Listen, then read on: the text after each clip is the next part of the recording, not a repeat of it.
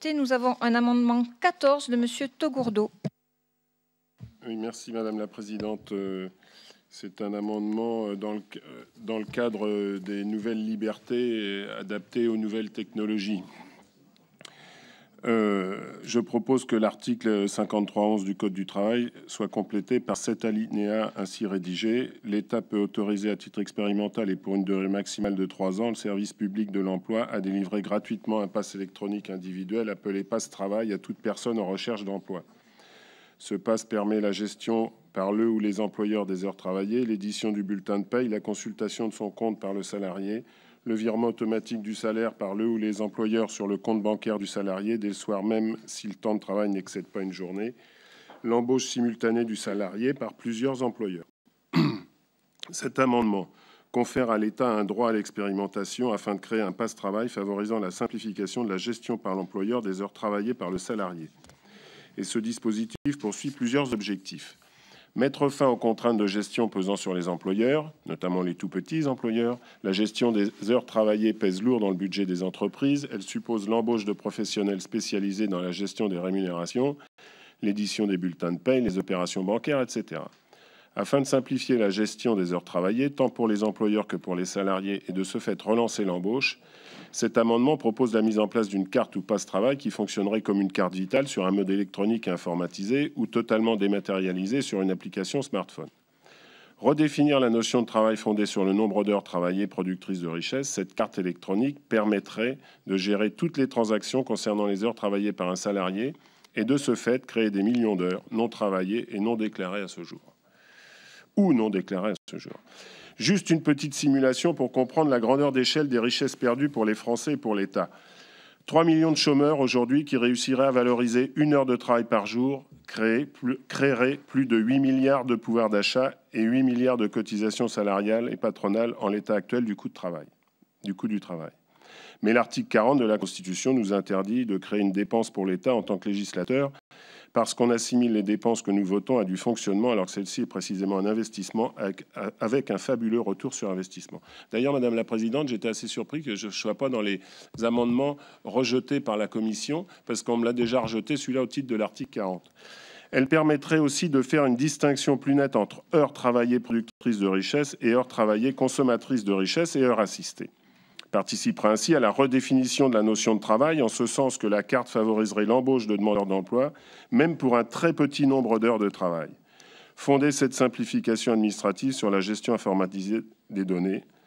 La carte travail, qui pourra être dématérialisée en application pour smartphone, fonctionnera de façon simple. Tout employeur potentiel possédera un lecteur de carte ou une appli sur smartphone capable de lire le QR code de la carte ou sa mémoire.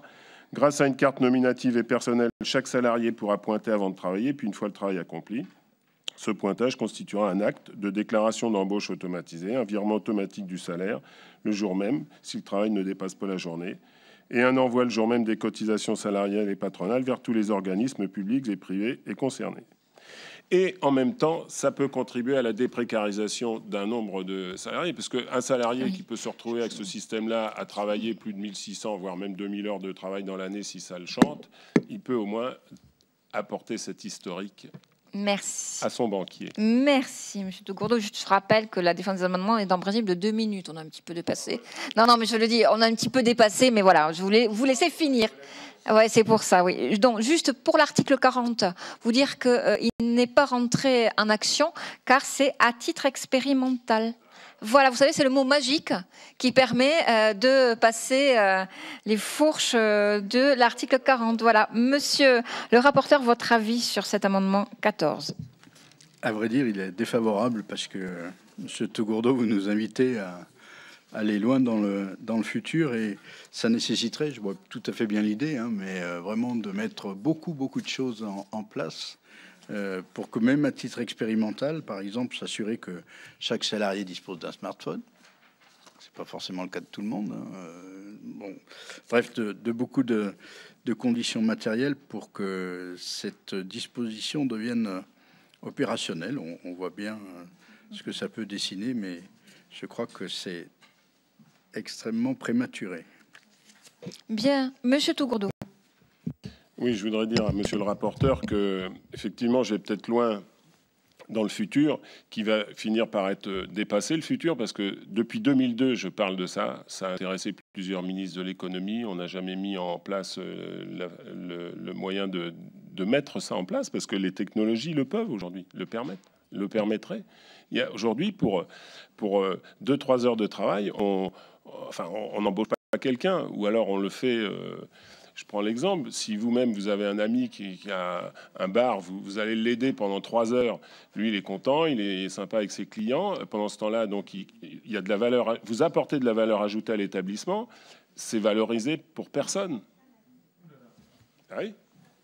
Bien. Ah oui. Donc, nous allons passer au vote de cet amendement qui a reçu un avis défavorable du rapporteur. Qui est contre ? Qui s'abstient, qui est pour Monsieur Taugourdeau. L'amendement n'est pas adopté.